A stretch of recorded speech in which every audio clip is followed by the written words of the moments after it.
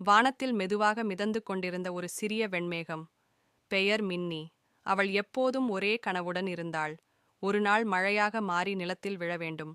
பக்கத்து மேகங்கள் சிரித்தன. நீ இங்க இருக்கவா? வானமே அழகாயிருக்கு. நிலத்துக்கு போனா உன் உயிரே போயிடும். ஆனால் மின்னி சொன்னாள், நான் விழ வேண்டும். என் துளிகள் ஏதாவது பயிரில் விழுந்து ஒரு செடியாய் வளர்ந்தால் அதுதான் எனக்கு உண்மையான வாழ்க்கை. ஒரு நாள் காற்று வலுவாக வீசினது.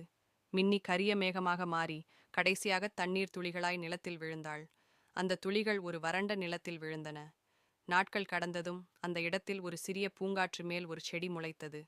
அந்த செடி சொல்லியது, நன்றி மின்னி, நீ என்னுடைய தாயாக இருந்தாய்.